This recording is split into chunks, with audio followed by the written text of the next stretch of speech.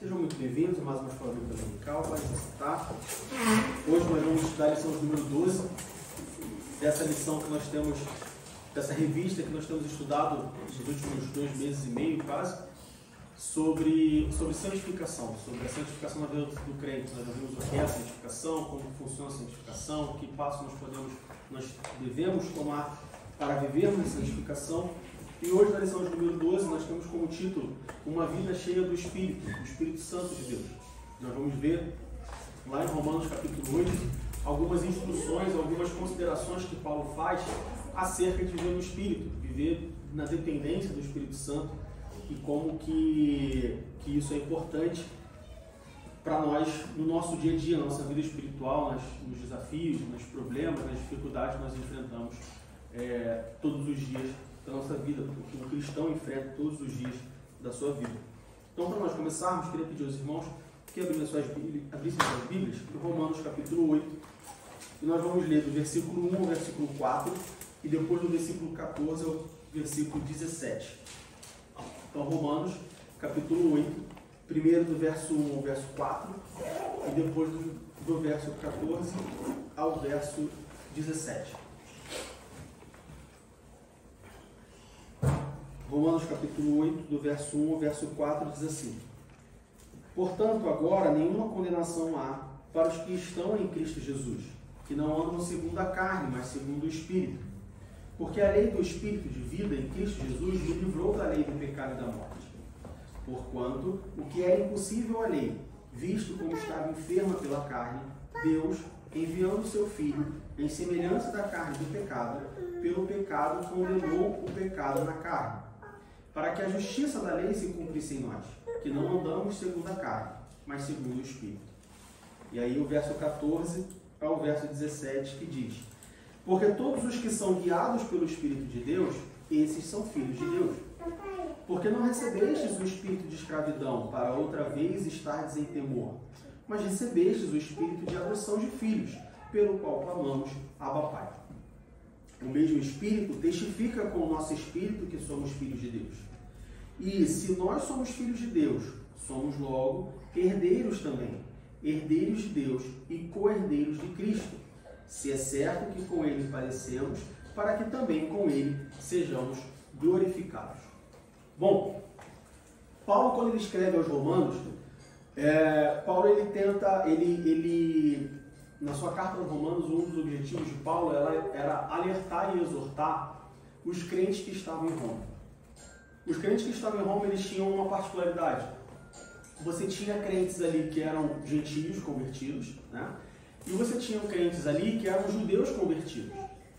E esse misto de judeus com gentios convertidos gerava alguns tipos de problema, porque os gentios viviam no legalismo e os judeus acusavam os gentios de não cumprirem a lei.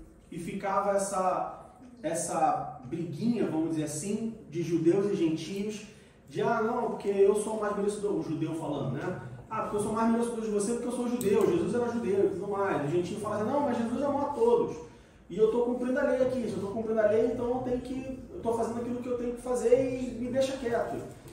Então tinha esse certo conflito, tinha essa certa desavença entre judeus e gentios. E Paulo, então, na sua carta aos Romanos, ele tem como objetivo resolver esse conflito, ou trazer uma mensagem para ele, uma exortação para aqueles crentes, um alerta para aqueles crentes, falando: olha só, o que importa é você viver no Espírito. Não importa se você é judeu, se você é gentio, você foi salvo. E como consequência dessa salvação, como consequência do amor de Jesus, o que importa agora é que você viva no Espírito, ou seja, que você viva com o Espírito Santo de Deus, que você viva pelo Espírito Santo de Deus, que o Espírito Santo de Deus possa tomar o seu viver e aí sim conduzir a sua vida. E aí a gente vai ver mais na frente, se você está vivendo pelo Espírito, automaticamente você vai cumprir a lei. Então você não precisa se preocupar em cumprir a lei, você precisa se preocupar em viver pelo Espírito Santo. Uma vez vivendo pelo Espírito Santo, automaticamente você vai cumprir a lei. O que serve de muito aprendizado para nós, porque na nossa vida cotidiana, na nossa vida cristã, hoje, 2000 anos depois que tudo isso foi escrito,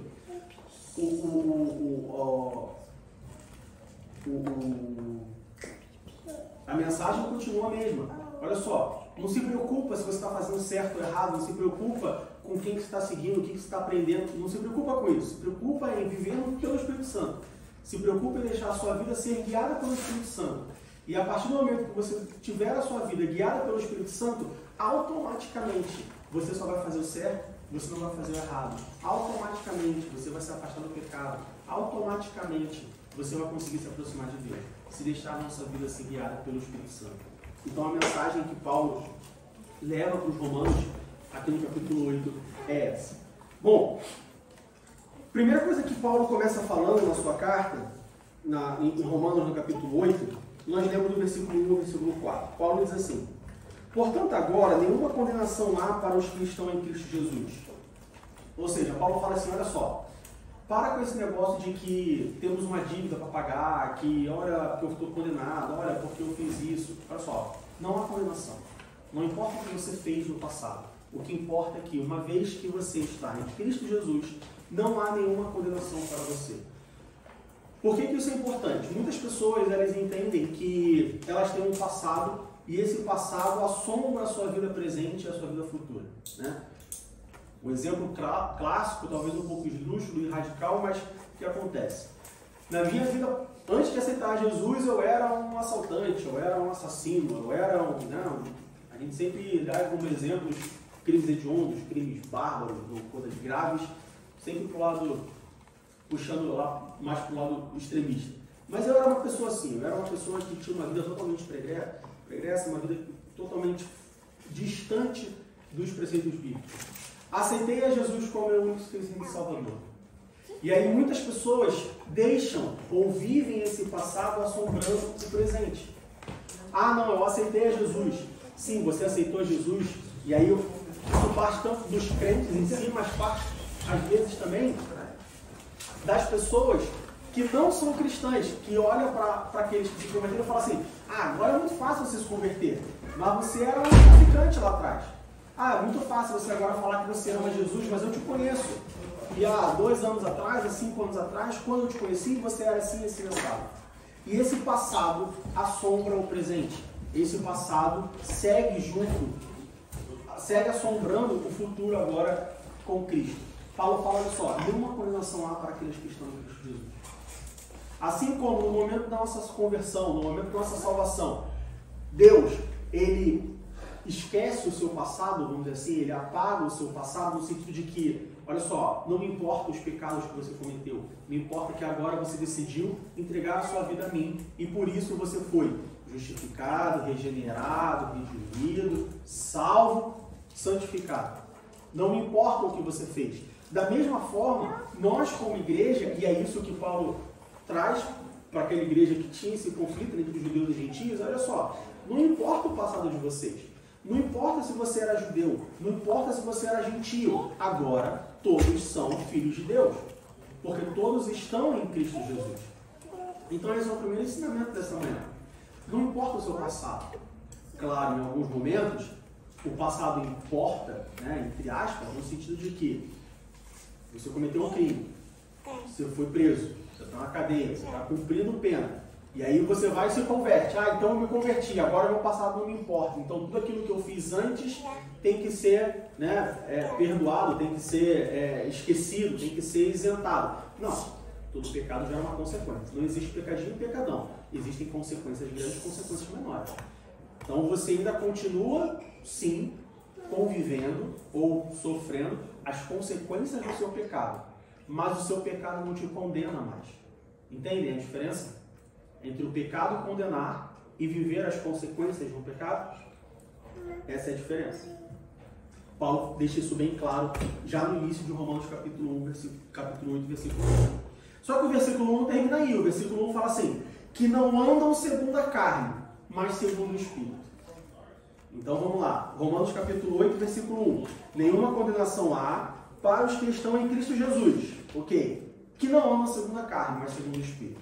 Tem uma condição. Nenhuma condenação há. Nenhuma condenação te acusa. Teu passado não te importa. Para que, se você anda em Cristo Jesus e se você anda segundo a carne, não segundo o Espírito. Como assim, Diego? Porque quem anda segundo a carne continua no pecado. É o que a gente fala de viver no pecado. Todos nós somos pecadores. Ah, mas como você vai falar que eu sou pecador? Eu aceitei Jesus como único suficiente Salvador. Sim, legal, você continua sendo pecador. Aceitar a Jesus como único suficiente Salvador não transforma em você em uma pessoa santa, sem pecado. Santo sem pecado. Deus é santo. Por quê? Porque ele não tem pecado. Jesus é santo. Por quê? Porque ele não tinha pecado quando veio. Jesus, quando veio ao mundo, era santo. Por quê? Porque ele não tinha pecado quando veio ao mundo. Apesar de estar em forma humana, apesar de estar suscetível ao pecado, ele não pecou. Então, nós vemos que não há nenhuma condenação para aqueles que andam segundo o Espírito, não segundo a carne. Por quê? Porque se eu ando segundo o Espírito, tenho a minha vida guiada por Deus, pode ter certeza que você vai, sendo guiado pelo Espírito Santo, você vai cada vez mais a tendência que você se afaste do pecado. Ao ponto que se você deixar se guiar pela carne e não mais pelo Espírito, a semelhança sua com o velho homem é muito maior. A sua semelhança com aquele que era pecador, com aquele que não que era pecador, mas que vivia no pecado, é muito maior. De novo, o exemplo, esdrúxulo, exemplo bem radical. No Brasil, pelo menos, não é difícil você encontrar uma pessoa que é traficante, bandido, vive no mundo, tal, criminoso e tudo mais. Essa pessoa supostamente aceita Jesus, ou até mesmo aceita Jesus, mas ela não consegue andar em espírito, ela continua andando pela carne, ela não consegue se afastar daquilo que ela vivia. Ou se ela falsamente aceita Jesus numa de fugir, uma perseguição, uma facção tomou, pelo menos no Rio de Janeiro assim funciona, uma facção toma um morro. E aí a tendência é que mais todo mundo quer daquela outra facção inimiga. Aí uma pessoa aceita Jesus, não, eu quero sair dessa mundo, aceita Jesus, mas não aceitou de fato. Se essa pessoa não vive pelo Espírito, mas vive pela carne, então aquele passado dela vai continuar assombrando, porque agora ela não tem uma experiência do novo nascimento. Agora não é mais ela guiando a sua vida, e sim o Espírito Santo guiando a sua vida. Ou seja, não há uma mudança de atitude, não há uma transformação verdadeira. Por isso a condenação ainda existe, por isso o passado ainda vai assombrar. Então, Paulo começa no capítulo 8, versículo 1 de Romanos, falando, olha, nenhuma condenação há para aqueles que estão em Cristo Jesus, que não andam segundo a carne, mas segundo o Espírito. Entendi, Diego, legal. A única coisa que eu não entendi é, como assim andar segundo a carne, como assim andar segundo o Espírito? Talvez eu tenha entendido que andar segundo a carne é fazer aquilo que eu quero, é andar segundo as minhas próprias vontades, segundo os meus próprios desejos. Mas é andar segundo o Espírito. O que é andar segundo o Espírito? Para a gente entender melhor o que significa andar segundo o Espírito, a gente pode ir para Gálatas capítulo 5, versículo 22. Gálatas capítulo 5, versículo 22.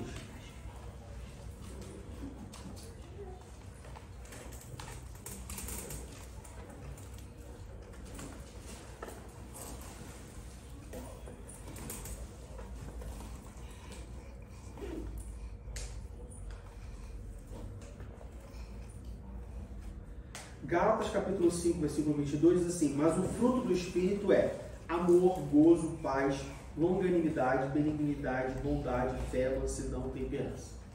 Andar em Espírito é ter o fruto do Espírito produzido por você. É ser produtor do fruto do Espírito. E como produtor do fruto do Espírito, ter uma ou várias, idealmente todas, essas características. Vamos largar a Bíblia um pouco de lado e vamos agora para a agricultura. Morango é de que cor? Vermelho. Você já viu algum morango azul? Não? Ninguém nunca viu um morango azul? Mirtilo de que cor? Não. Preto, azulado, roxo. Você já viu um mirtilo vermelho? Não. Tangerina de que cor? Você já viu uma tangerina verde? Não, você já viu. Mas você já viu uma tangerina... Não foi um bom exemplo. Mas você já viu uma tangerina preta? Não. Por quê? Tangerina tem a sua característica. Morango tem a sua característica. Mirtilo tem a sua característica. Você já viu uma melancia do tamanho de um morango? Mas eles já estão fazendo desse tamanho. Já estão fazendo com ser portátil. Também. Você já viu um morango do tamanho de uma melancia? Não. Por quê? Cada fruto tem a sua característica. Agora, vocês já viram um morango vermelho, não já? Vocês já viram um morango doce? Ou já não viram, né? Mas já provaram um morango doce? E já provaram um morango azedo? Já provaram um morango macio? Já provaram um morango duro? Se ele tiver ainda. Sim, claro. Se ele não tiver muito maduro, ele vai estar mais durinho. Não é só isso, mas eu gosto muito de plantar e tem vários tipos, né? Aí você sabe, a gente pega um do vizinho, porque você tem um morango, você tem um morango, né? O bom. Isso, né? Como diria meu sogro, tem várias qualidades de morango. Qualidade, né? Tem vários tipos de morangos, tem vários. Né? Um tem um formato assim, outro formato assim. Só é água, não tem nada. Não tem é nada. muito bonito por fora, mas o gosto não é bom. Exatamente. É uma coisa totalmente. Então, nós vemos que o mesmo fruto pode ter várias características. Uns frutos, uns morangos, apresentam todas as características do morango. Ele é vermelhinho, formato bonitinho, por dentro ele é macio, e ele também é doce, e parará, pararé, tem todas as qualidades. Outros morangos são apenas vermelhos. Quando você abre, não tem nada. Mas você consegue mesmo assim reconhecer quando é um morango e quando é uma tangerina. Quando é um morango e quando é uma melancia, quando é um morango e quando é uma laranja. O crente e o fruto do Espírito é a mesma coisa. Se você é crente e vive segundo o Espírito, você tem que produzir o fruto do Espírito. Não são os frutos. O fruto do Espírito é um só. Todo crente que anda segundo o Espírito, ele tem que produzir o fruto do Espírito. Se você pega no seu jardim e você planta morango, pode nascer tangerina? Pode. Quando planta morango? Porque o inimigo. Porque o inimigo foi lá de madrugada, né? Mas se você deixar o inimigo de fora, se você planta morango, Tem que cuidar. tem que nascer morango. Tem que cuidar. Não pode nascer banana dali. Um crente que é plantado, que vive no Espírito, que vive pelo Espírito, ele tem que produzir o fruto do Espírito. Mas esse fruto do Espírito, ele pode ser só vermelho. Ele pode ser vermelho e doce. Ele pode ser doce e macio. Ele pode ser vermelho e macio. Então nós vemos que o fruto do Espírito é amor, gozo, paz, longanimidade, benignidade, bondade, fé, mansidão e esperança. Alguns crentes que vivem a sua vida segundo o Espírito produzem o fruto do Espírito, ou seja, são reconhecidos, podem ser reconhecidos como crentes, mas às vezes só produzem o amor. Outros só produzem o gozo, outros só produzem a esperança, outros só produzem a benignidade. Outros produzem o amor e a benignidade. O amor, a benignidade e a esperança, mas não produz a bondade. Produz a bondade, a fé e o amor, mas não produz a benignidade, não produz a temperança. Entende onde eu quero chegar? Cada um é diferente. Existem várias qualidades de crente. Uns produzem fruto com mais características, outros produzem fruto com menos características. Vou te dar uma maior. Dá mais morango, menos morango. Exatamente. Mas todos têm que dar morango. Mas todos que vivem segundo o Espírito têm que produzir o fruto do Espírito. Às vezes, né, um morango meio amarelado, um morango meio esbreguiçado, abre um morango ali e não sai nada, né? Espreme o morango, não sai caldo nenhum. Não é um morango doce, né? Aquele crente que... Ele é crente. Mas se colocar ele no fogo, ele... Né, se colocar ele no meio da prova, ele dá uma balançada. Não é crente, continua crente. Outros são mais morango, macio, doce, formato bonitinho. Mas todos são crentes. Então o que Paulo está falando aqui em Romanos capítulo 8, versículo 1 é, olha só, um crente deve andar debaixo do Espírito para que não haja nenhuma condenação. E porque ele anda pelo Espírito, anda debaixo do Espírito Santo, ele tem que produzir fruto. Se você olhar um crente, não importa quanto tempo de crente ele tem, você olha para ele e você não consegue enxergar nenhuma características do fruto do Espírito, talvez esse crente não seja crente. Ele está se passando por crente, mas ele definitivamente não anda debaixo do Espírito Santo. Definitivamente a vida dele não é guiada pelo Espírito Santo. Porque se nós deixarmos sermos guiados pelo Espírito Santo, nós vamos produzir o fruto do Espírito. De novo, uns com mais qualidade, outros com menos qualidade. Mas o fruto vai ser produzido. E aí, uma vez o fruto ser produzido, cabe a nós ajudarmos nesse processo de produção de fruto para que ele saia com mais qualidade. Você plantou um morango.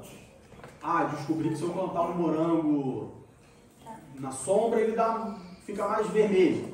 Então, tu vai lá e faz uma sombra com o morango. Agora eu descobri que se eu plantar um morango e eu regar com água mineral, fica mais doce. Então você agora vai regar com água mineral. Eu descobri agora que se eu plantar a laranja perto do morango, a cebola perto do morango, vai acontecer outra coisa. Então vamos plantar cebola ao longo do morango. E aí a gente vai melhorando a qualidade desse morango para que... Cebola, morango e batata não dá certo, vai matar o morango. Então deixa a batata, bota a batata longe. O crente perto do pecado não vai dar certo. Né? Vai desviar, então joga o pecado para o lado. E aí a gente vai melhorando esse morango. Para quê? Para que chegue um momento em que o morango tenha todas as características de um morango. Para que chegue um momento em que o cristão tenha todas as características de um cristão. Diga. Achei interessante a tua analogia e me pareceu assim, me deu como se fosse uma ideia que a gente devia ter assim como escrever na parede, né?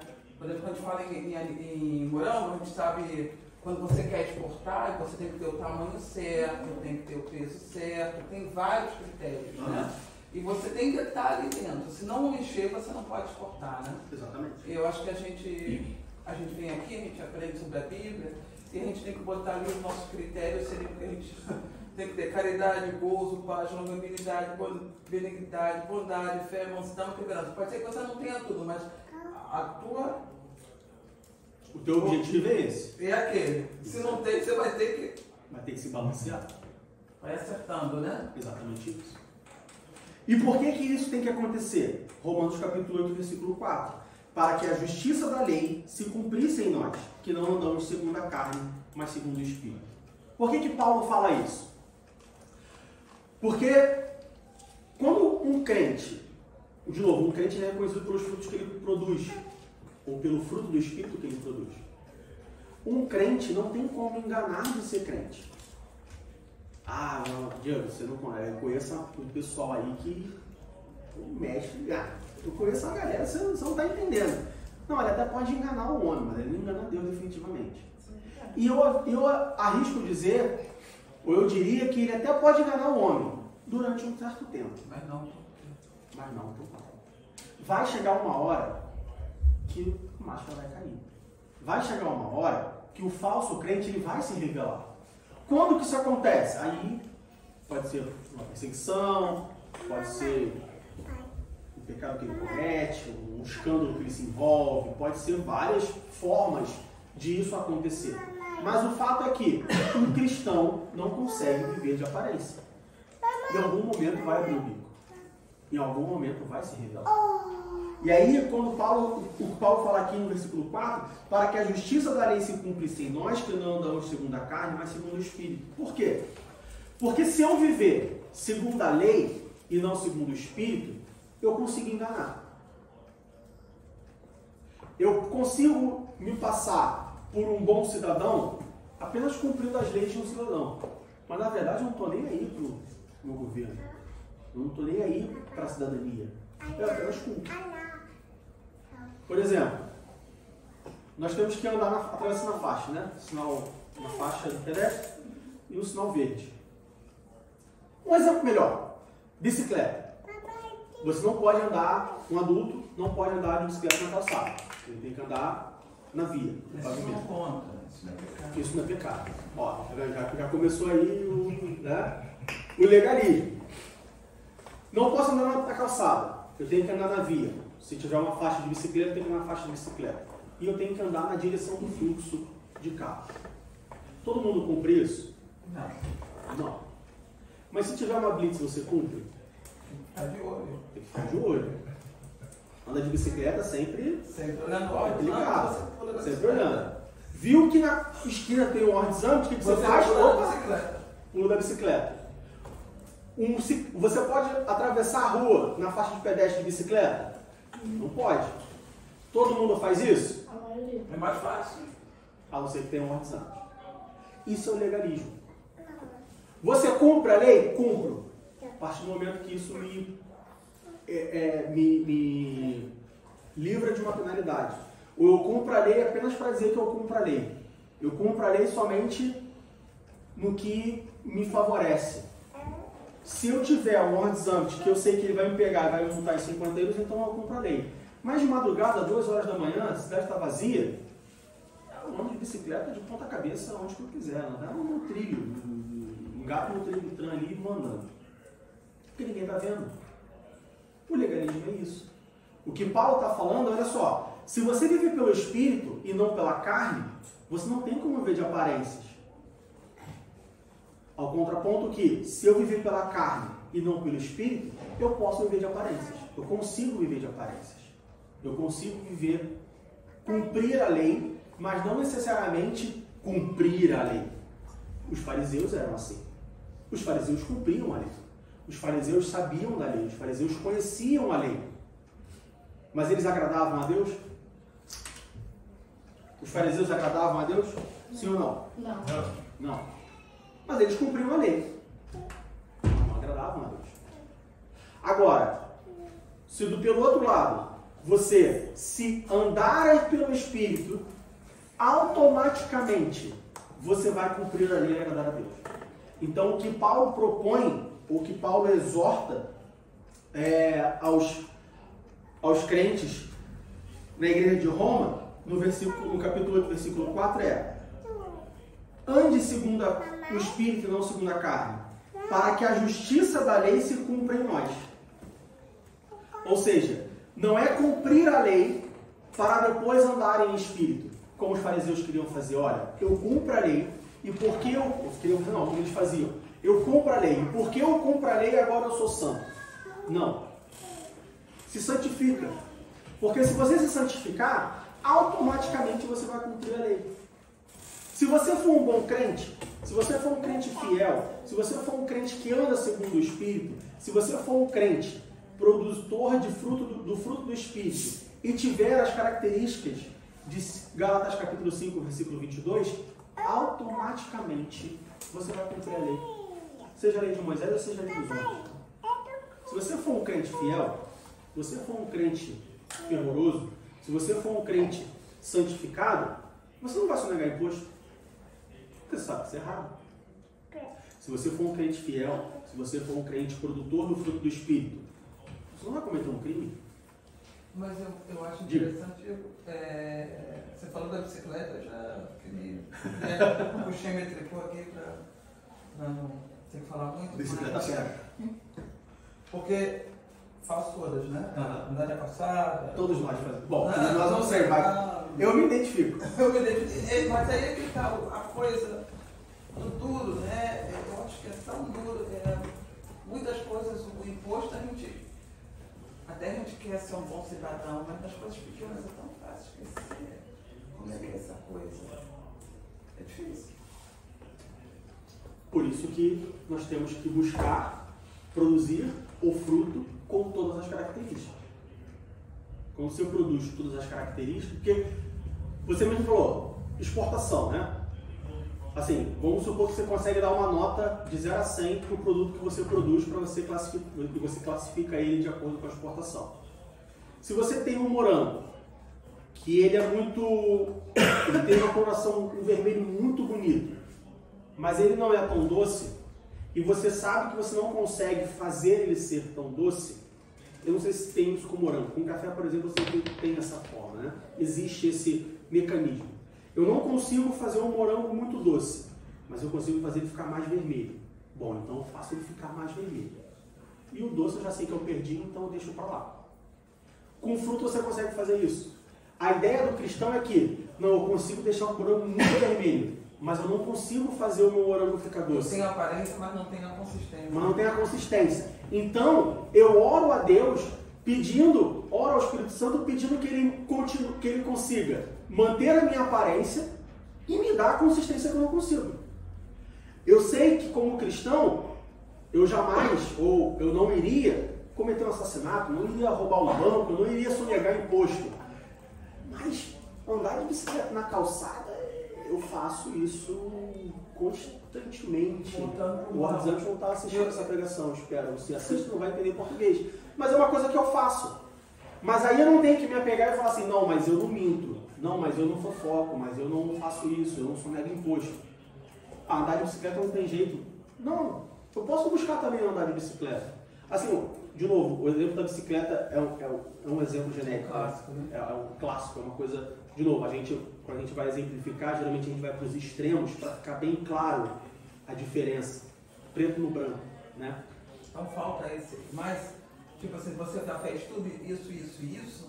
Então, tenta fazer agora. Exatamente. Já fez o difícil, faz o Faz fácil. o fácil. Ah, mas o fácil é que é difícil. Bem-vindo ao mundo. Né? Eu queria dar só um exemplo. Diga. Eu falei para vocês orarem, né, que eu fui lá pro jardim, a gente foi se encontrar, graças a Deus não deu briga. Eu fiquei um pouco assim, mas... Conseguiu. Eu pensei, eu saí daqui, eu vou amarrar um filme, eu pensei em botar um cordão para me lembrar que eu sou crente. Eu pensei assim, era a minha pensa, mas graças a Deus. Bom, Deus mandou a palavra na testa, no braço, né? Então, eu pensei assim para mim... escrever na coxa, então também. E foi interessante que eu cheguei lá e o interessante é que cada um ganhou uma parcela nova. E quando eu cheguei, olha que eu também não fui honesta, tá? Vou ser sincero. Também peguei um metrinho pra cá. Aí o Jonas virou e falou, mamãe, você é que tá com a parcela menor. Os outros roubaram muito mais, né? Aí me veio aquele versículo que a gente leu aqui na lição, né? Que cada um seja contente com aquilo que Deus lhe deu, né? Eu pensei, eu vou chegar aqui de noite, eu vou chegar na surdina. Aí a gente lembra de Jesus, né? Vai chamar o VAR, marcar. Cada um seja feliz com aquilo que te dei, né? Aí foi aquela coisa, eu tô cara, tá bom, cara, já fica tá feliz. Os outros roubaram, tô crescendo, porque eu tô no latifúndio, né? E eu pensei, eu roubei pouquinho, peguei uns meio metro aqui, meio metro, aí depois me arrependi, voltei para trás. No que eu voltei para trás, o fogo se alastrou, né? Aí você fica, ai meu Deus, o que eu faço? E fica aí a pessoa do crente e eu não crente, né? O que eu faço? Vou lá, roubo também, porque todo mundo roubou, por que eu não roubo? Mas essa é a nossa batalha diária. A gente passa por isso todos os dias. Ah, mas se o fulano não faz, por que eu não vou fazer também? Teve gente que triplicou da noite pro dia. Assim. Pois é. E aí você sente no direito de fazer. Essa é a nossa batalha. E eu diminuí, né? Não diminui tudo. Eu fui tentando diminuir porque ela me deu a consciência, né? O Espírito Santo ele acusa. A diferença do cristão pro ímpio é essa. É que o cristão, ainda que ele faça, mas o Espírito Santo vai lá e fala assim, você fez. E aí a gente tem que ter o poder de escolha de falar assim, poxa, é mesmo, eu fiz. Tá, vou diminuir aqui. Poxa, é mesmo, eu fiz. Ah, mas todo mundo fez, então eu vou continuar fazendo. E aí é onde começa a entrar a sensibilidade do crente ao Espírito Santo. Chega uma hora que o Espírito Santo fala assim, bom, eu te avisei uma, te avisei duas, te avisei três. Você me ignorou? Não, então não aviso mais. Estou sendo delicado, estou incomodando. O Espírito Santo ele é altamente sensível nesse aspecto. Vai falar, bom, eu te avisei lá atrás, te avisei não sei onde, te avisei não sei o que, você continua ignorando, tá bom, então não fala mais nada. Vou ficar aqui no meu cantinho calado sem falar nada. Então, para a gente terminar esse primeiro ponto, o que Paulo deixa bem claro aqui, ou tenta deixar claro aqui para aqueles judeus e gentios convertidos que viviam, né, não vou dizer brigando, mas não sincronizados na igreja de Roma, olha só, não é a lei ou o Espírito. Não é o judeu vivendo pela lei e o gentio vivendo pelo Espírito. Não, é o Espírito cumprindo a lei. Nossa busca diária não tem que ser cumprir a lei. Ou cumprir a lei, ou viver no Espírito. Não, nossa vida diária tem que ser viva no Espírito. E se você viver no Espírito, se você viver pelo Espírito, se você produzir o fruto, à medida que você for conseguindo desbloquear as características desse fruto, automaticamente você vai cumprir a lei. Não tem como um crente que vive pelo Espírito não cumprir a lei. Automaticamente ele vai. Jesus também fala isso. Ele fala, quando pergunta para ele qual é o mandamento, ele fala assim, olha só, amará o teu Deus com o teu coração e o teu entendimento. E o segundo maior, amará o próximo como a ti mesmo. Se você cumprir esses dois, automaticamente você vai cumprir os outros 8. Porque se você ama o teu Deus com o teu coração, com o teu entendimento, com a tua força, você não vai fazer escultura, você não vai fazer ídolo, você não vai adorar outros deuses, você não vai falar o nome de Deus em vão. Se você ama o próximo como a ti mesmo, você não vai cobiçar a mulher do próximo, você não vai matar o próximo, você não vai roubar o próximo, você não vai maldizer o próximo. Você ama ele como você ama você mesmo. Então, Paulo ele continua falando sobre, continua, né, na mesma ideia, ele fala para os romanos, olha só, não é lei ou espírito, é viver pelo espírito, e viver pelo espírito automaticamente vai fazer você cumprir a lei. E aí, como nós falamos em Gálatas 5:22, um crente ele tem que andar debaixo do espírito, e se ele andar de andar pelo espírito, ele vai produzir o fruto. Se você olha para um crente e você não vê nenhuma característica do fruto do espírito, ele não produz o fruto do espírito. Isso significa que ele não é crente. É matemática. Simples. 1 mais 1 tem que ser, 1 mais 1 vai sempre ser igual a 2. Não importa com qual matemática você falha, não importa em que período da humanidade você lima, não importa. 1 mais 1 vai ser sempre igual a 2. Um crente, uma pessoa que entrega a sua vida a Jesus Cristo, que aceita Jesus como seu único e Salvador, e anda pelo Espírito, deixa o Espírito Santo guiar a sua vida, ele vai produzir o fruto do Espírito. Uns com mais, outros com menos características. A gente não está entrando nesse ponto, mas ele vai produzir o fruto. Pelo menos uma característica tem que ter. Tudo bem até aí? Eu posso passar para o próximo ponto? Romanos capítulo 8, versículo 5 ao versículo 13. Paulo ele vai além. Então estamos quites que um crente tem que andar segundo o Espírito, não segundo a carne. E se ele anda segundo o Espírito, não há condenação para ele. Se ele anda segundo o Espírito, agora ele é uma nova pessoa. E porque ele é uma nova pessoa, ele produz um fruto que o identifica, que o caracteriza como essa nova pessoa. E aí Paulo continua na sua exortação, e do versículo 5 ao versículo 13 ele diz assim: porque os que são segundo a carne, inclinam-se para as coisas da carne, mas os que são segundo o Espírito, para as coisas do Espírito. Parece óbvio, não parece? Paulo fala assim, olha, vocês têm que andar segundo o Espírito, e não segundo a carne. Porque o que anda segundo o Espírito, ele se inclina para as coisas do Espírito. Os que andam segundo a carne, se inclinam para as coisas da carne. Não parece óbvio? Sim ou não? Sim. É óbvio? Sim ou não? Eu acho que teoricamente sim. Parece óbvio e é óbvio. Se você planta morango, você vai colher morango. Se você planta banana, você vai colher banana. Não tem como você plantar banana e colher morango. Assim como não tem como você plantar morango e colher banana. É óbvio. Por que não é óbvio conosco? Por que eu me identifico como cristão? Eu falo que eu sou cristão, mas eu faço coisas que um cristão não deve fazer. Por que quando eu aplico na minha vida, não é óbvio? Parece óbvio. Paulo fala, se você andar no Espírito, você vai se inclinar para coisas do Espírito. Se você andar na carne, você vai se inclinar para coisas da carne. Mas por que eu digo que eu ando em Espírito, mas me inclino para as coisas da carne? Alguma coisa não está batendo. Ah, porque a carne é forte.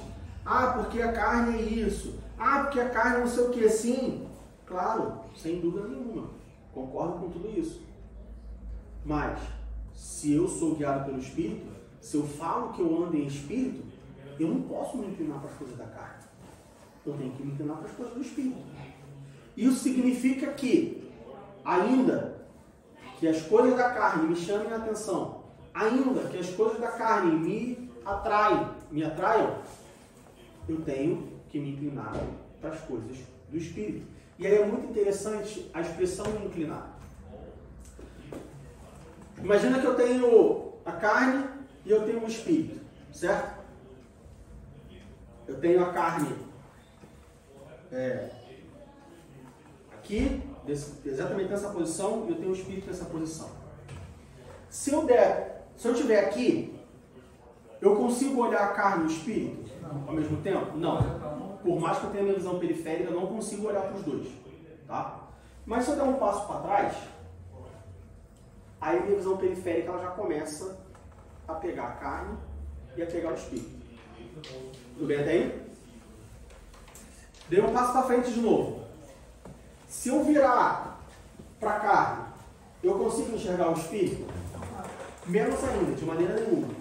Se eu estiver aqui, eu virar a cabeça, eu consigo. Né? Estou no meio, viro para a carne, viro para o espírito. Mas se eu virar para a carne, de maneira nenhuma eu consigo ver o espírito. Assim como se eu me virar para o espírito, de maneira nenhuma eu vejo a carne. O que acontece conosco? Eu tenho a carne, eu tenho o espírito. Eu ando segundo o espírito. Mas o que eu faço? Eu dou um passo para trás. E aí eu vejo as coisas do espírito e as coisas da carne ao mesmo tempo. E eu acabei de falar que a carne é o quê? A carne é fraca ou é forte? A nossa carne é fraca, mas as coisas da carne são fortes. Certo? O pecado te agrada ou não? O pecado é ruim? Para o homem. Para nós. O pecado é ruim porque ele é fato de Deus. Mas quando eu cometo um pecado, o pecado é bom, o pecado é gostoso, o pecado satisfaz a nossa carne. E a nossa carne é fraca. Quando eu dou um passo para trás, eu me sinto tentado pela carne. Eu estou olhando, eu estou vendo, é bom, eu estou vendo que é gostoso, eu estou vendo que vai me satisfazer, eu estou vendo que vai me agradar. O espírito também é assim, mas né, você tem a opção de escolha. Às vezes é o que eu falo para a Fabiana chama as crianças, vamos escolher uma roupa para ir para a igreja. Olha, tem um vestido rosa aqui, principalmente. Tem um vestido rosa, o azul, o amarelo, o laranja. E aí demora meia hora para decidir. Claro, você deu 4 opções. Pessoal, o vestido é o rosa, esse aqui é o vestido de hoje. Pronto, acabou. Se você está com pressa, se você precisa de uma decisão rápida, não dá uma opção. Se eu sou um crente e eu não quero pecar, eu quero andar pelo Espírito, eu não posso ter opção.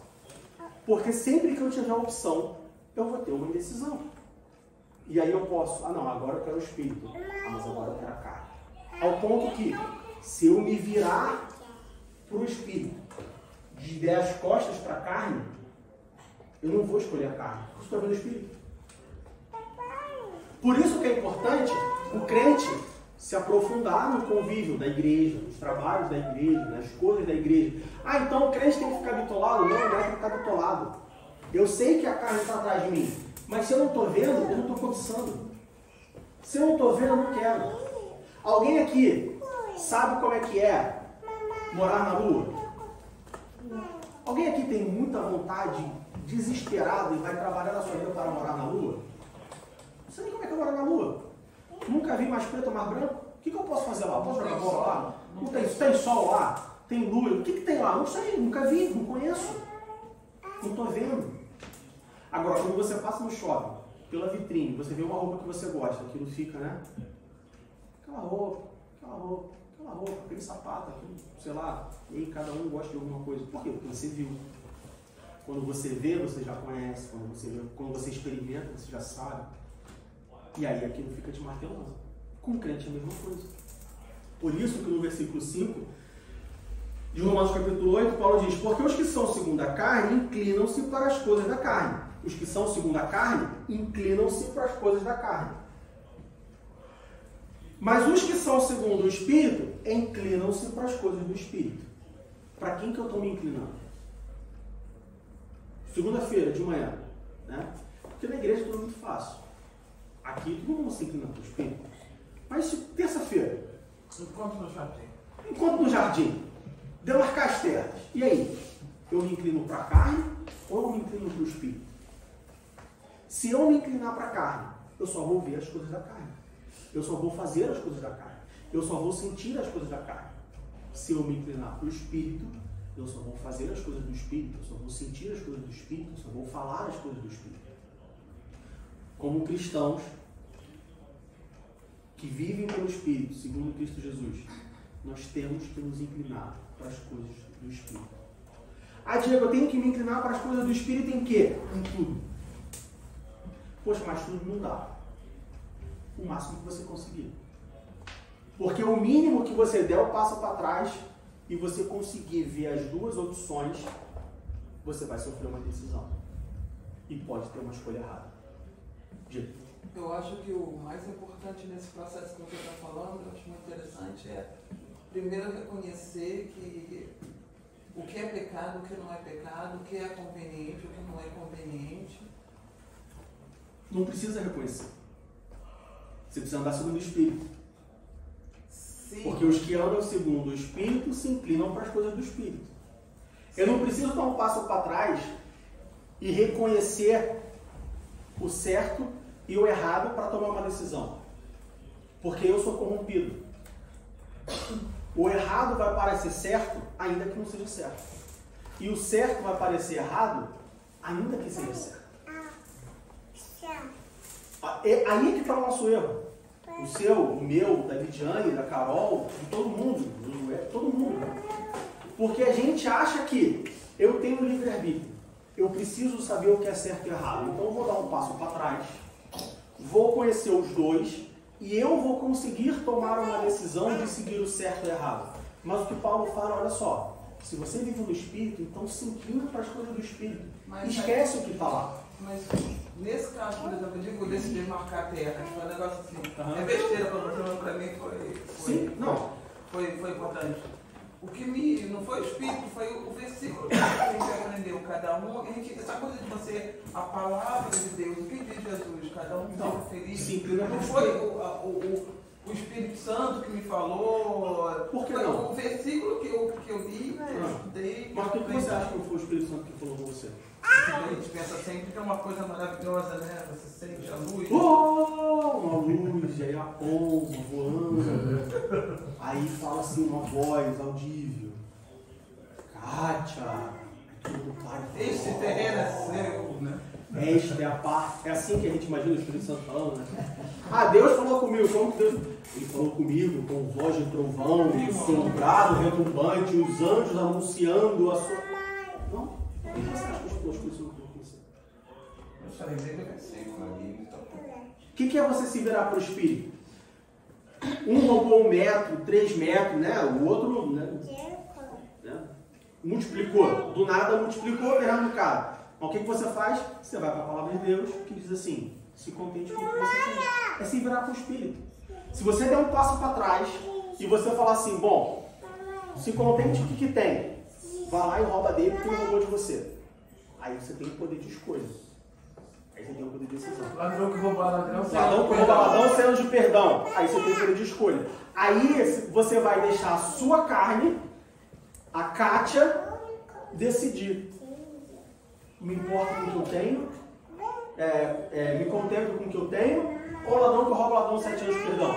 Aí você joga o dado para cima e vê o que dá. Num dia que tu estiver bem, deixa eu falar. Num dia que tu estiver mal, mas eu vou brigar, porque se ele tem, eu também tenho, porque é 3 metros para cada um, é 3,437 centímetros para cada um, e vamos trazer, e vou brigar, e vou levar isso para frente, vou botar juiz, e vou não sei o quê, porque depende do dia que tu tá. Se tiver um dia bom, se for um domingo, depois do culto, um culto bom, com uma palavra boa, se for uma pregação, né, chicotada, aí tu também já sabe, vou chicotar todo mundo. Não, bater em mim, eu vou bater no próximo. Mas se você se virar para as coisas do Espírito, se inclinar para as coisas do Espírito, você não vê o que está lá atrás. Você só vê, se contente com o que você tem. Você não vê mais ele roubou 100 anos de perdão, mas você não vê essas coisas. Então você não precisa tomar uma decisão. Isso é andar no Espírito. É você deixar o Espírito Santo tomar a decisão. Por acaso já aconteceu isso. Então fala. Um terreno que o meu pai tem lá em Portugal, aquilo cortaram a mata toda e o cara jogou o lixo todo para dentro do terreno do meu pai. Também fizeram isso comigo, também fizeram isso. E os marcos ficaram todos visíveis. E eu vi que o terreno do meu pai mediu e ele faltava metros. E o marco, normalmente o terreno que é, devia estar alinhado. Aquilo dá meio metro, mas meio metro e 100 e tal metros. Eu fui uma vez, eu disse, eu vou pôr aquilo na linha, na extrema, porque agora é visível o marco lá, o marco está recuado. Eu vou pôr aquilo na linha, mas cheguei lá, eu não vou mexer nada. Deixa-me estar isso. O que é que eu fiz? Eu mandei mexer a terra toda. Ou seja, o cara me mandou para lá o adubo ao fim e ao cabo. expulsou o adubo dele para mim. Eu não fui me chatear, fui lá, mandei uma máquina, virou aquilo tudo, plantei aquilo de eucaliptos e eu acabei por não mexer no Marco, mas tive várias vezes a pensar, eu vou lá, vou pôr. Isso é viver no espírito. Viver no espírito. Já foi o meu pai que lá pôs, não vou. Viver no espírito é você deixar para lá mesmo que não vai te prejudicar. Mas vai me prejudicar, mas eu vou ter mais trabalho, mas eu vou fazer isso aqui. Tá bom, e olha só. Eu quero pensar em outra coisa, eu quero ir para a igreja, eu quero ler minha Bíblia, eu quero ficar em paz. Se vai ser, tá bom, deixa. No ruim de tudo, né? É aquilo que a minha mãe, ela tem muito esse, eu chamo de, é o último recurso, que é assim, o que importa é que eu vou morar no céu. Amém. Que a gente está passeando, aí passa um cara numa Ferrari, né? Uma Ferrari, bonitona. Eu não posso ter uma Ferrari, mas o que importa é que eu vou morar no céu. Porque o fulano viajou, né? Maldivas, Caribe, lindo, maravilhoso. Eu não posso ir para lá. Não, o que importa é que um dia eu vou morar no céu. Então, o último recurso, deixa invadir o terreno, deixa pegar o jardim, deixa. O que importa é que você vai morar no céu. Não vale a pena. Deixa lá. Isso. No final não vou poder levar, né? Não vou poder levar. No ruim. Você quer satisfazer os dois lados? O que você faz? Que Jesus volte logo. Amém. Porque aí também não dá tempo dele colher o que ele... Mas não era para ir para o inferno, não. Mas veja bem, não era para ir para o inferno, não. Que o meu vizinho do jardim se salve e que Jesus volte logo. Eu salvo ele hoje, eu prego para ele hoje, ele se salva hoje e Jesus volta amanhã. Nem eu, nem ele. Nem eu fico com um terreno grande, mas ele também não vai aproveitar o terreno grande dele, não. Porque Jesus vai voltar e vai ficar tudo aí. Então, longe de tudo, essa é a solução.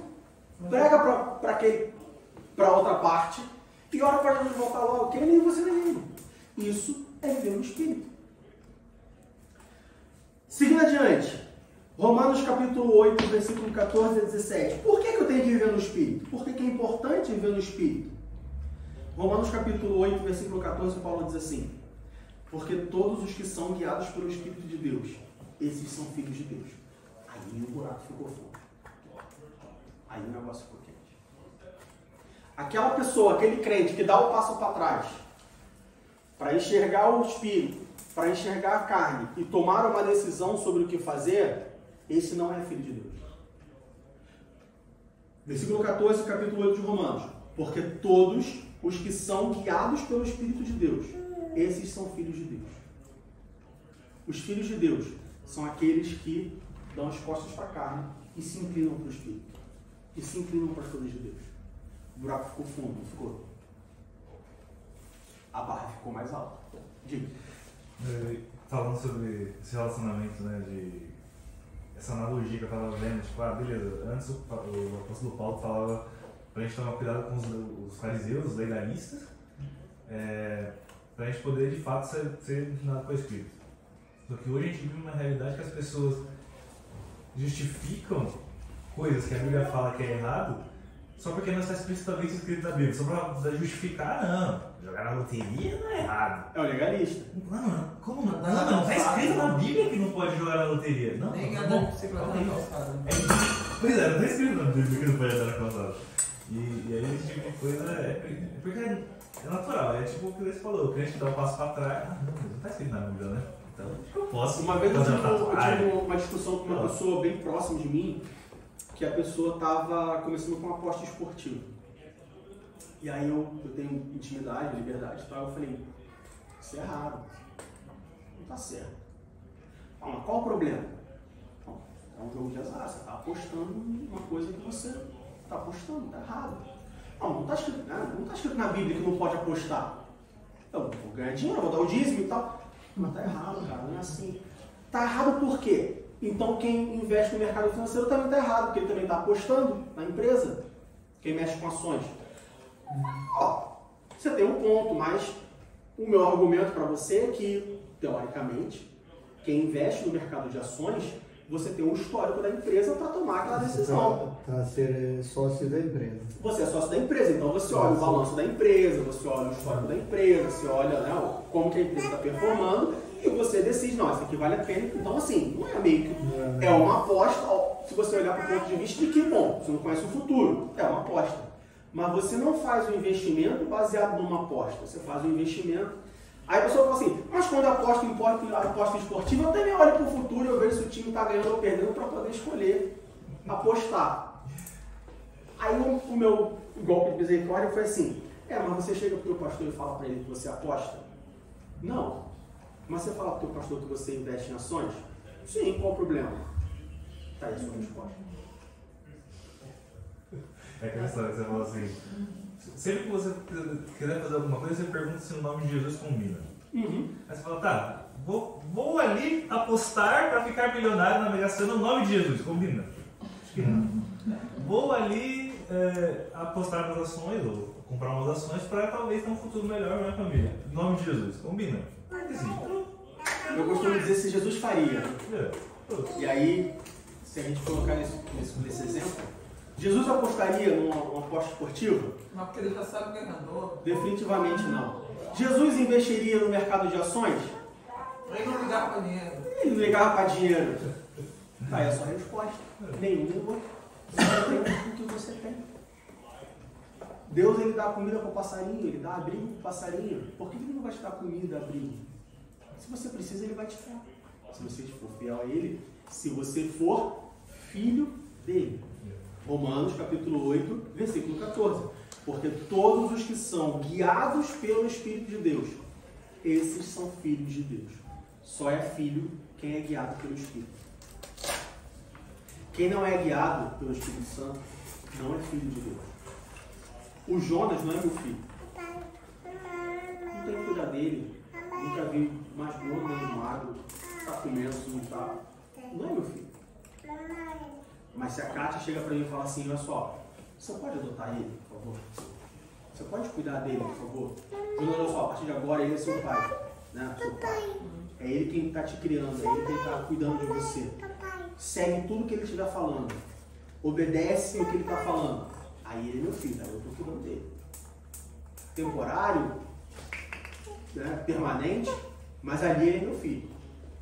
Vou fazer um passeio. Vou levar o filho de todo mundo aqui comigo. O passeio começa às 2, termina às 6, de 2 às 6. Todos somos filhos. É verdade, é responsabilidade. Né? Responsabilidade. Aí eu estou cuidando. Por quê? Porque eles estão obedecendo.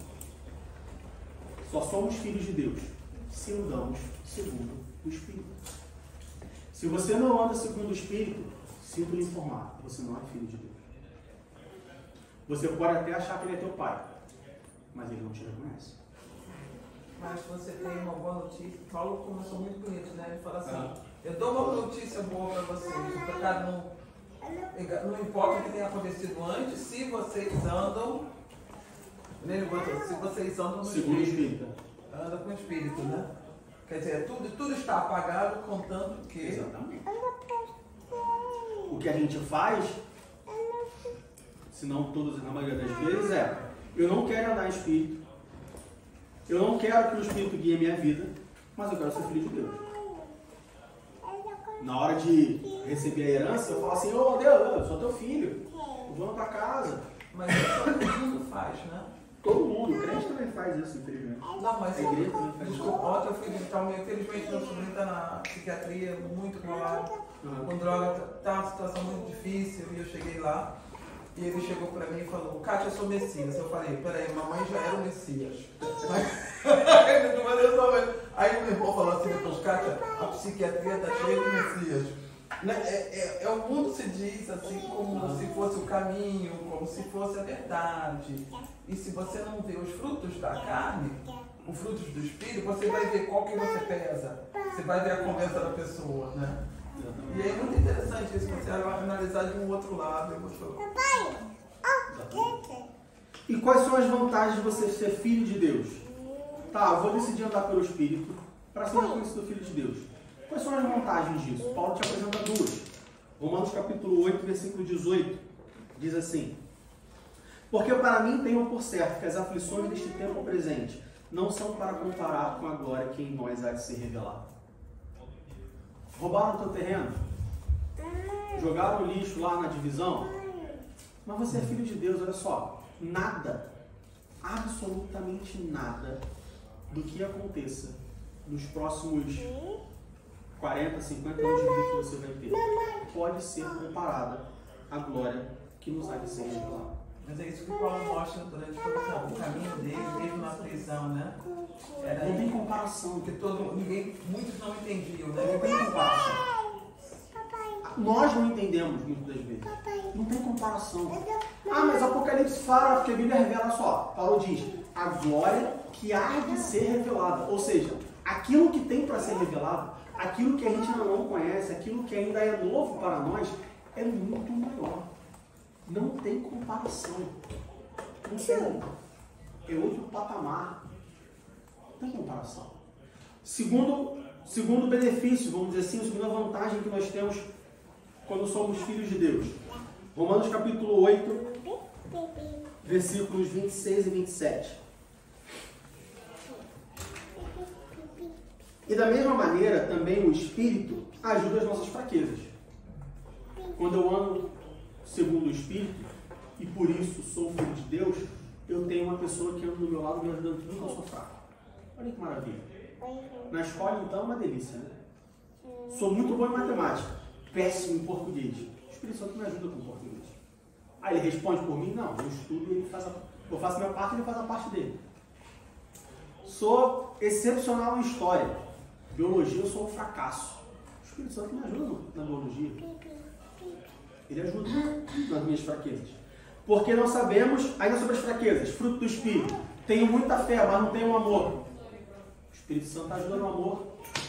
Tenho muita benignidade, mas não tenho temperança. O Espírito Santo ajuda na temperança. É uma das vantagens de ser filho de Deus. Ainda no versículo 26. Porque não sabemos o que havemos de pedir como convém, mas o mesmo Espírito intercede por nós com gemidos inexprimíveis. Pedis e não recebeis, porque pedis mal. Mas o crente que anda segundo o Espírito e é filho de Deus, ele é uma pessoa que não deixa ele pedir mal. Porque no versículo 26 diz, o mesmo Espírito intercede por nós com gemidos inexprimíveis. Muitas das vezes, a gente quer alguma coisa, a gente nem sabe o que a gente quer. Só sabe o que quer, nem sabe o que quer. Às vezes sabe o que quer, mas não sabe como pedir. Não sabe como falar. O Espírito Santo vai lá e fala assim, Deus, olha só, deixa eu te explicar. O Diego está falando isso, isso, isso. Olha só, Deus, o Diego está querendo isso, isso, isso. Mas ele está com vergonha, porque ele sabe que pecou. Mas ele entende que ele fez errado. Ajuda ele. Versículo 26. O Espírito intercede por nós com gemidos inexprimíveis. Vantagem só do que é filho de Deus. Versículo 27. E aquele que examina os corações sabe qual é a intenção do Espírito. E é ele que, segundo Deus, intercede pelos santos. Jesus Cristo. Quando eu sou filho de Deus, eu tenho não só uma, mas duas pessoas intercedendo por mim. Eu tenho um Espírito falando assim, olha só, o que o Diego quer é isso, ele quer essa caneta aqui, ó, assim. Eu falo assim, Deus, eu quero uma caneta. E Deus fala assim, tá, mas como uma caneta? Não, eu quero uma caneta. Tá, Diego, mas olha só, tem caneta azul, preta, vermelha, amarela. Como é que é a caneta que você quer? Deus, eu quero uma caneta. Tá bom, já entendi essa parte. Vamos para a próxima? Como é a caneta que você quer? Deus, eu quero uma caneta. Aí o Espírito Santo fala assim, Deus, o Diego quer uma caneta preta, azul, com prateado, na ponta que ela é preta, está escrita DM Berlim, 15 anos, 2023, @ev.dm.berlim. Tem 3 listas na caneta que ele quer, que ele não sabe pedir, mas tem 3 listas, porque isso vai ajudar ele quando ele for pegar a caneta e for escrever. E ó, a ponta dela é assim, ó, tá vendo? Nem muito fina, nem muito grossa. E ela escreve azul, tem que ser azul, gente, porque o documento oficial tem que ser escrito tem que ser assinado com caneta azul, então tem que ser azul. É assim que ele quer. Aí Jesus fala assim, é assim que ele quer. Pai, dá a caneta pro Diego. Já tem toda a especificação. Aí ele fala assim, mas ele é pecador. Mas ele não quer saber de mim. Mas ele faz isso. Ele diz que me ama, mas também... Deus, perdoa, Deus. Eu já vivi lá, 33 anos, eu sei que é difícil. Eu consegui, mas eu sei que é difícil. Eu passei por isso. Eu venci Satanás 40 dias depois no deserto, em jejum. Eu consegui vencer, mas é difícil. O senhor não foi lá, eu fui, eu sei que é difícil. Então, dá a caneta para ele. Dá a caneta para ele. Vamos ver o que vai acontecer. Às vezes ele tem a caneta, ele vai chegar mais para você, para o senhor. Dá a caneta para ele. Só tem essa vantagem. Quem é filho de Deus?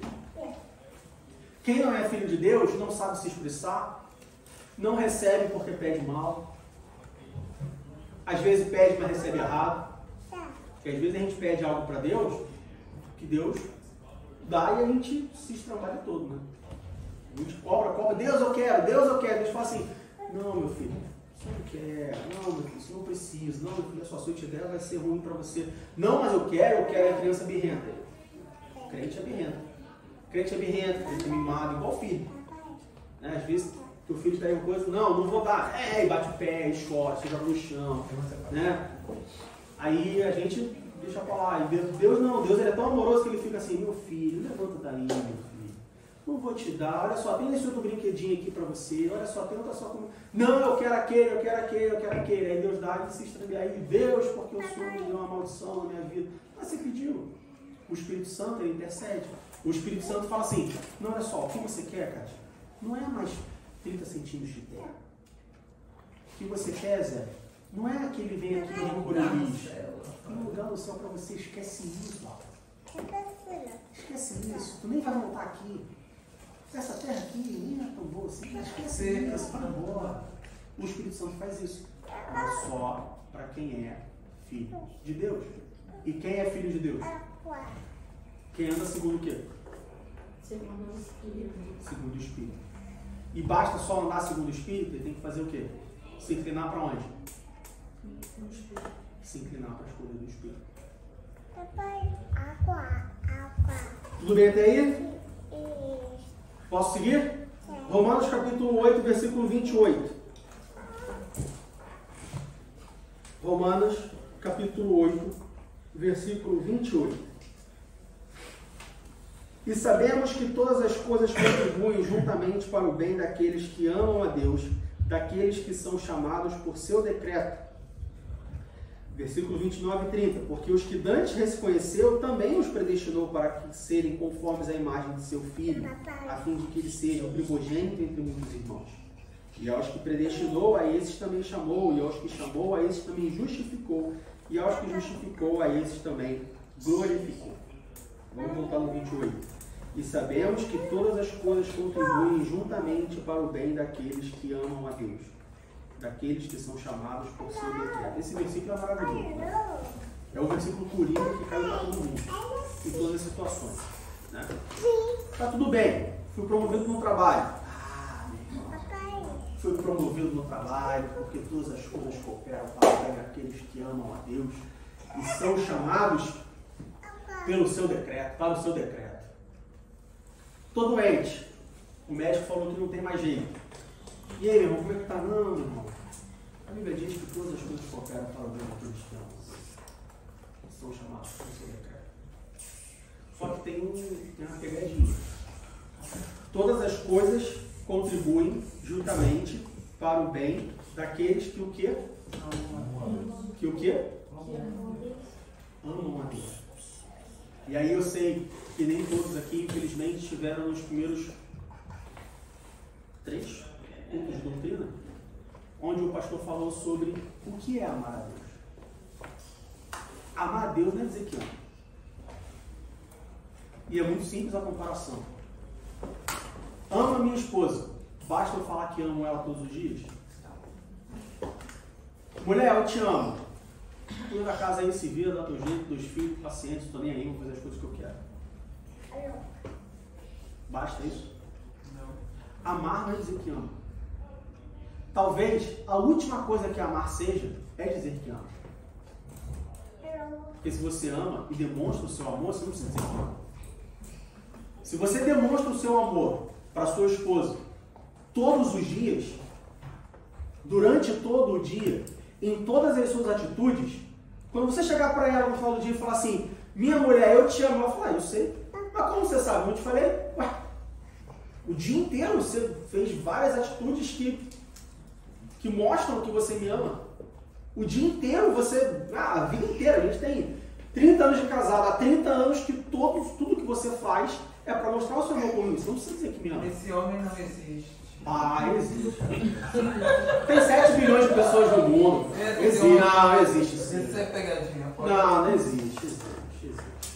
Existe. Talvez as mulheres sejam muito exigentes. Esse é Jesus. Talvez elas sejam muito exigentes. Mas dá pra gente achar um meio termo aí, né?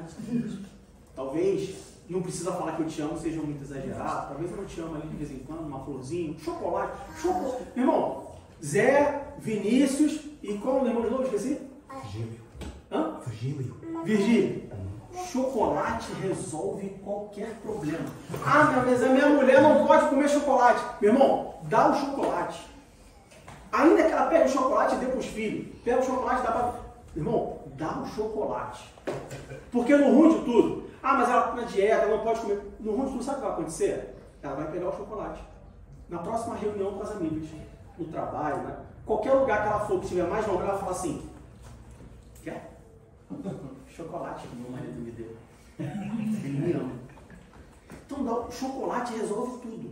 Tudo, absolutamente tudo. Conselho para os homens. Estoque de chocolate. Gaveta do trabalho. Vai chegar mais tarde em casa. Chocolatinho. Minha esposa, então aqui, ó. Pensando em você. Vamos de futebol, chocolate. Ó, comprei pensando em você. Mas é mentira, não comprou pensando em mim. Não, comprou pensando. Né? Aí entra o legalismo, né? Não estou mentindo, eu comprei pensando. Comprei há 2 meses atrás. O chocolate está até estragado na geladeira, na gaveta já. Não pode nem comer o chocolate porque está estragado, vai passar mal. Mas comprei pensando. Chocolatinho, resolve tudo. Amar a Deus. Os primeiros 3 cultos de doutrina, se não me engano. E aí, infelizmente, se você não vê que você perdeu, porque os cultos de doutrina não são gravados, perdeu, ora a Deus e pede outra oportunidade. Mas nós passamos aqui 3 quartas-feiras, plural de quarta-feira, aprendendo sobre o que é amar a Deus. Amar a Deus não é cantar diante do trono, Senhor, eu te amo, sou apaixonado por ti, quero casar contigo, quero viver... Não, isso não é amar a Deus. Amar a Deus requer algumas atitudes. Amar a Deus requer alguns comportamentos. Amar a Deus requer alguns compromissos. Amar a Deus requer alguns sacrifícios. É como um casamento. No casamento tem que ter compromisso, tem que ter sacrifício, tem que ter comportamento. Também tem que falar eu te amo. Mas principalmente compromisso, comportamento, sacrifício, abrir mão, engolir sapo. Mas eu não vou engolir sapo. Então tá bom, então não casa, meu irmão. Não casei para engolir sapo. Não, então não casa. Casou enganado. Casou enganado. Vai engolir sapo. Vai ter hora que vai ter que falar, vai ter que ouvir. Vai ter hora que vai ter que falar que tá errado. Vai ter hora que vai ter. Amar a Deus requer muitas outras coisas além de falar assim, eu amo a Deus, eu vou à igreja todos os domingos. Só que Romanos capítulo 8, versículo 28, diz que todas as coisas contribuem juntamente para o bem daqueles que amam a Deus. Se você não ama a Deus, as coisas não vão contribuir para o seu bem. Não adianta invocar esse versículo, né? Porque tem alguns versículos na Bíblia que são invocados pelo... Né? Romanos 8, 28, Salmo 27, Salmo 91, né? As pessoas invocam, igual o desenho animado lá, que você invoca a carta. Amuleto. É um amuleto, um poder especial que joga aquilo ali. Não adianta. Se você não é filho de Deus, não adianta. É como um documento sem validade. Não adianta eu pegar aqui um papel, assinar aqui Bill Gates e falar, sou filho do Bill Gates. Não sou filho do Bill Gates. A pessoa vai pegar essa papel e falar, não é filho dele, não tem poder nenhum, não tem validade nenhuma para mim.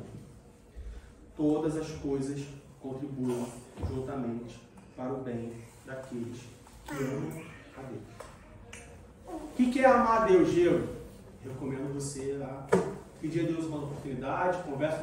Pastor, falou aí do que é amar a Deus, eu preciso saber disso aí, me arranja os bolsos dessa pregação aí, me dá uma segunda dose, me dá um chorinho, me dá uma segunda chance, porque eu preciso agora desesperadamente saber o que eu tenho que fazer para amar a Deus, porque eu quero que todas as coisas contribuam para o meu bem.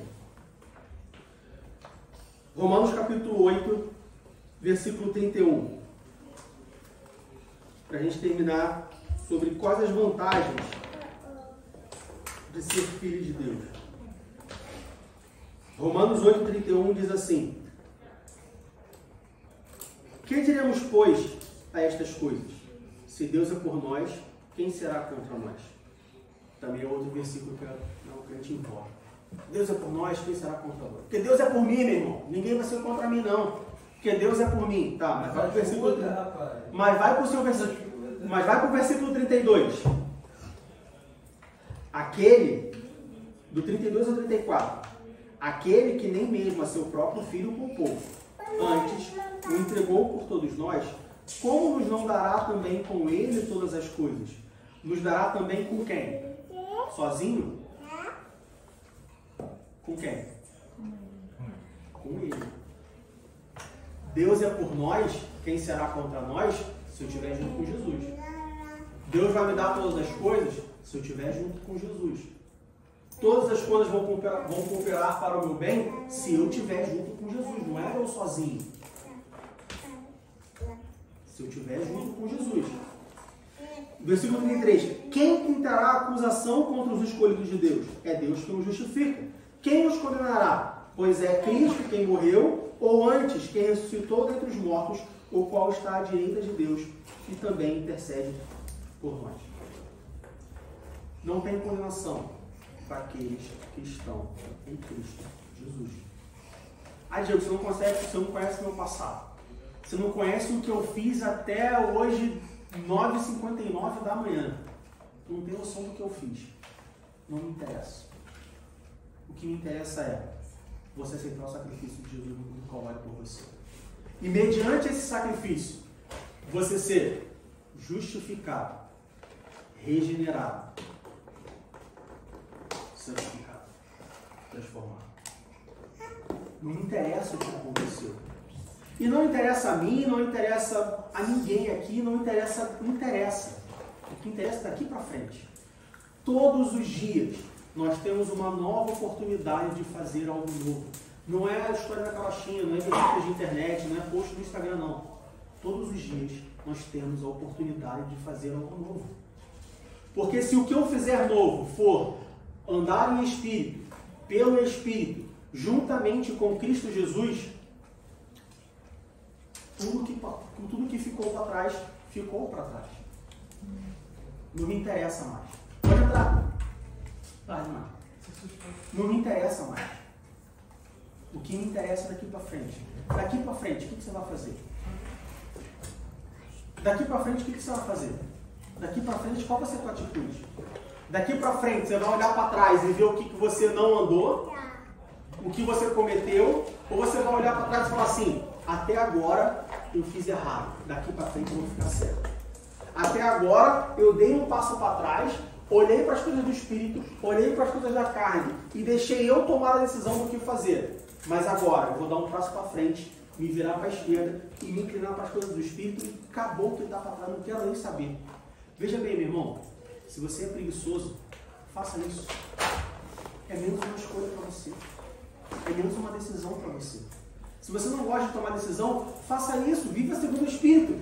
Veja que maravilha, você vai andar segundo o Espírito, você vai ser filho de Deus e vai ter uma pessoa exclusivamente tomando as decisões por você, falando para você: vai aqui, vai ali, faz isso, fala aquilo outro, e não sei o que. Eu quero você pedir. Não, olha só, Jesus, o que ele quer é isso, isso e isso. Aí Jesus vai lá e fala assim: beleza, entendi, Espírito Santo. Deus, olha só, faz isso por ele, por favor, porque sabe como é que é, tá difícil. Você tem benefício maior do que esse? É um assistente 24 horas para fazer aquilo que você não pode fazer. É tudo que o mundo quer. Você pega presidentes, diretores de empresas, o que eles têm? Assistentes que fazem aquilo que eles não querem fazer. Aquilo que eles chato. É o trabalho chato. Claro, eu estou comparando, guardando as devidas proporções, uma comparação até um pouco esdrúxula. Eles são, mas só para aqueles que são filhos de Deus. E quem são os filhos de Deus? Aqueles que andam segundo o Espírito. Se você se autodenomina filho de Deus, você tem que andar no Espírito. Você tem que produzir o fruto. Isso não é discutível. Você tem que produzir o fruto do Espírito. com mais ou menos características, mas o fruto você tem que produzir, meu irmão. Se você diz que você está no pé de morango, você tem que produzir morango. Se é doce ou não. Se é doce, se não é, se é macio, se é duro, se é vermelho, amarelado, se é grande, pequeno. Isso aí a gente vê depois. É igual cartão de crédito, isso aí tu joga para frente. Mas você tem que produzir o fruto. Ah, Diego, eu sou filho de Deus e não estou produzindo fruto. Então, ó, vai para o teu quarto, tranca a tua porta, dobra teu joelho e fala assim: Deus, eu preciso produzir um fruto. Me ajuda. Me diz o que eu tenho que mudar, mas eu tenho que produzir um fruto. E aí muda o que ele tiver que. O que ele falar para você mudar, você muda e você vai produzir um fruto, porque isso é que a palavra de Deus nos garante, em nome de Jesus. Que Deus nos abençoe. Em nome de Jesus. Alguma dúvida? Alguma pergunta? Somente pensamentos e mudança de atitude, né? É sempre assim com a palavra de Deus. Ela nos constrange a mudar quem nós somos. E isso que é o bom. Porque toda vez que isso acontece, nós reconhecemos que nós precisamos mudar. E isso é bom. Reconhecer que precisamos mudar é bom. E mudar é melhor ainda. Porque o que nos espera, a glória que nos espera ainda há de ser revelada. Tudo que você acha que é bom aqui na terra vai ser muito melhor no céu. Pode ter certeza disso.